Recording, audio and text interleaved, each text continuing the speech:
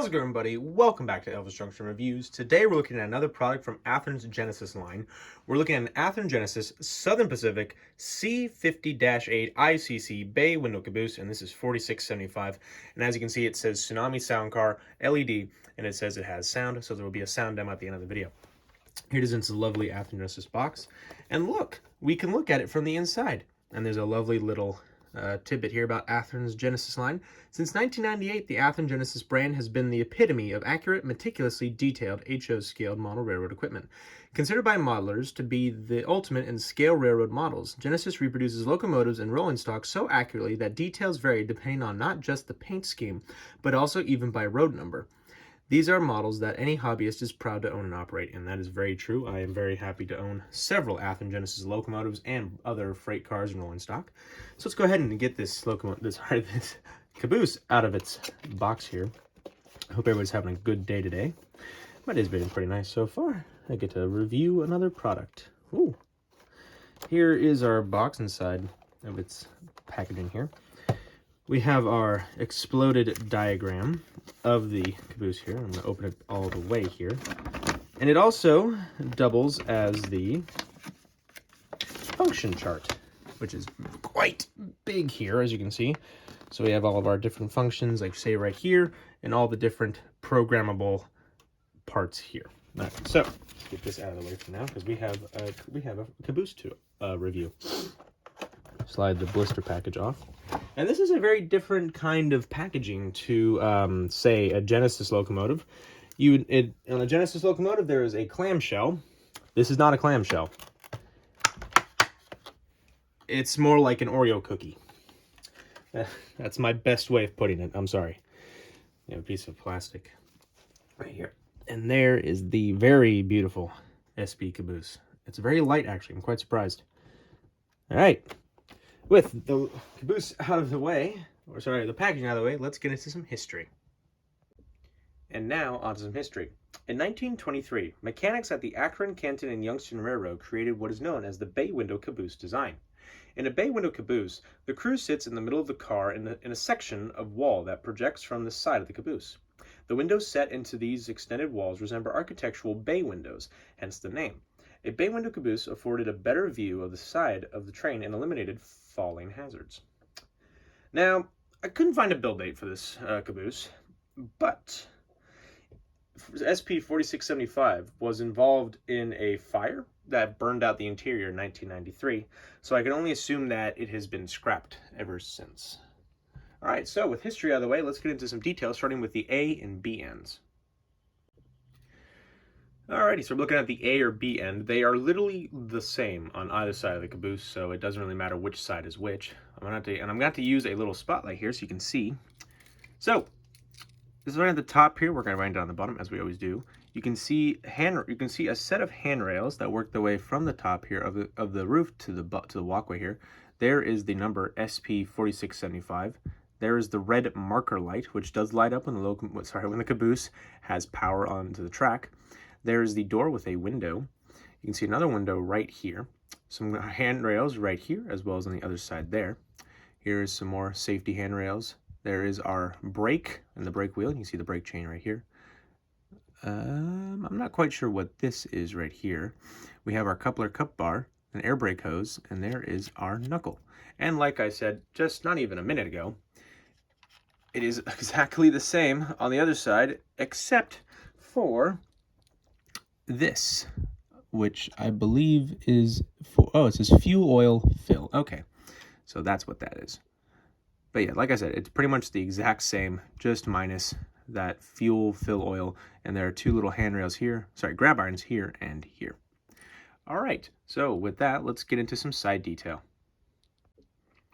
Looking at the side of the caboose here, starting over here off to the left, you can see the handrails are a little bent out of shape, specifically this one. Or at least I can. You might not be able to see it, but I can. But I chalk that down to the way it was packaged, or slightly at the factory. You can see that this step here, the walkway step, it looks a little bent upwards. Now that could also be a result of just poor gluing, or the actual whole frame of the caboose is bent upwards slightly on this side. but it looks all right. As long as the knuckle can attach to another freight car, I think I'll be all right. On the steps here, it says watch your step. As we move along here, there's this curved white handrail. Now, I'm not sure what the purpose of this one is for, but if anybody does know, please let me know in the comments down below. I would greatly appreciate it. There's a little nub right here. I forget what that is for. But right below that is a window. We have SP4675. This right here is illegible for my eyes, but if you zoom in with on this video, if you're like on your phone or a tablet, you should be able to zoom in on this and read it. I believe what it is that it is something more or less about insurance, because I kind of gave it a quick look around. So you should be able to read that a little better from me than I can. Right here it says 10,500 capacity spring, 2-inch HF comp shoes, and water fill. We'll get into that later. Right here we have our trucks. It has very minimum detail, but if we look really closely, the end caps do roll, which is nice because that's a great Genesis feature that they're starting to implement on their freight cars and cabooses. As we move the caboose along, you can see the bay windows section right here. It's painted orange around the window here, just like the front of the caboose right here. You can just see it in the corner, left corner. We have a circular nub as well as 2 white stripes. Now, I'm not sure if those are reflective stripes or for something else. Directly below the bay section is the battery boxes. Now, I will get into the battery boxes once we move on a little further here to the right. Move the caboose along again. We have 2 little vents here and here. Another window right here. It says C-50-8. Now, that is what the Southern Pacific called these cabooses. Speaking of Southern Pacific, it says Southern Pacific right here. We have 2 little black and white plaques here, and these tell us a few more details about load, weight, and such what. There's a builder's plaque right here. And here is a very interesting feature of the caboose. This is how the caboose generated electricity. It's essentially like a bike chain. When the axle spins, it turns this chain here, which then creates electricity, and the electricity goes into these battery boxes, which then powers the inside of the caboose. Now, there is a generator on board, so we will hear that in the sound demo, but for fun fact, this is the only bearing on this caboose that does not roll, which is very interesting indeed. But then again, if you tried to make this thing roll, it would be a disaster. Very nice though, indeed. It's essentially the same on the other side. There's only a few key differences. Difference number 1 is that here is, I believe that might be the generator. I could be completely wrong. Please let me know. Here is the water fill point right here. There's also this triangle bit here that I'm not sure what that is. We have the air tank reservoir right here for the brakes. And there is no window on this side of the caboose, which is very interesting indeed. Alrighty, so let's look at some roof detail. Luckily for us, everything that's on top of the caboose is pretty much in the middle, so I don't have to move the caboose around.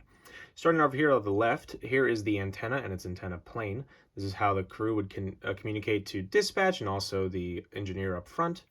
Here is the smokestack. There was a wood or oil burning stove inside the caboose to keep them warm when it was cold in the winter.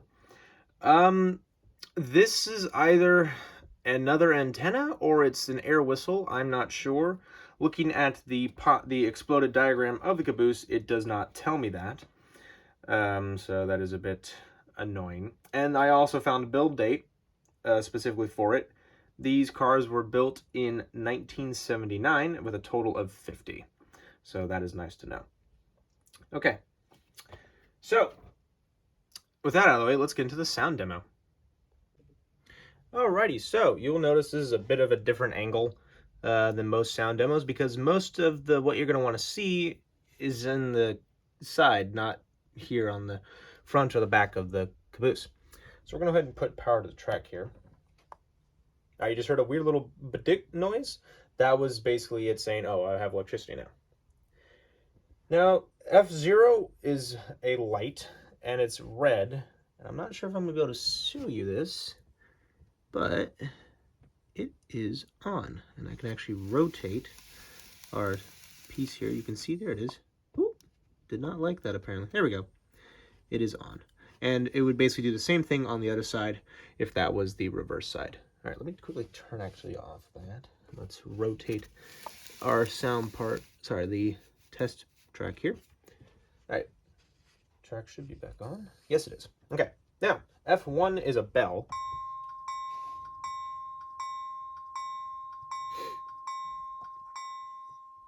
I don't know how accurate that is. I have never heard any story about a caboose having a bell, but it's got a bell. There's a high probability it's on the underside of the caboose here, and I did not look for it, so bad on me. F2 is an air whistle.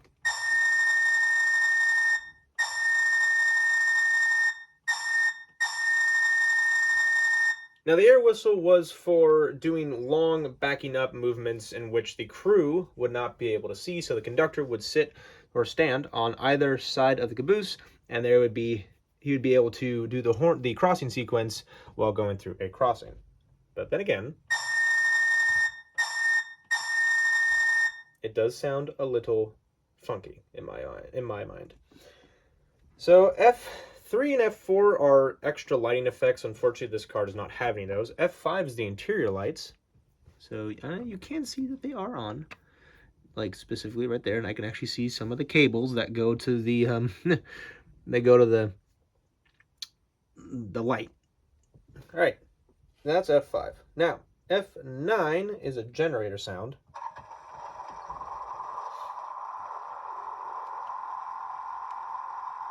Now that will stay on as long as there's power to the track. I think it actually does eventually turn off, but I'm not exactly sure. Now, F10 is coupler clank, but unfortunately we'll not be able to hear that with this controller.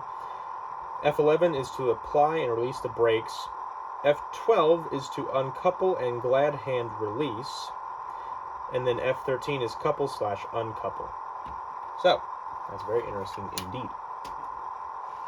Let's turn the light back on. We'll hear one more with the bell and the air whistle.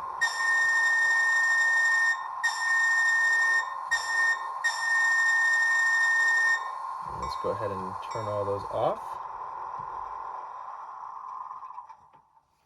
And make sure that the interior lights are on. And now let's get into my final thoughts.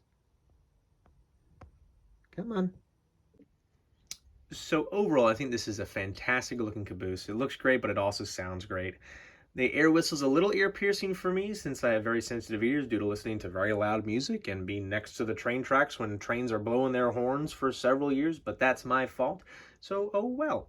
Anyway, I got this at trainworld.com and I got it for an amazing deal. I got it for $69.95. That's almost 50% off its original $135.99 price. I don't know what their whole deal is. I guess they just have so much in stock, they're just going to drop the price so they can get rid of these things. But I highly recommend you can get one. And I mean, who wouldn't? If you're big into SP or you just love cabooses, get one. What are you waiting for? Just do it. But anyway, thank you very much for watching. If you like this video, please hit that like button and also smash the subscribe button if you're really up to it, and hit the notification bell to see what I have to upload in the future next time. Anyway, thank you very much for watching, and I'll see you guys in the next video. Bye for now.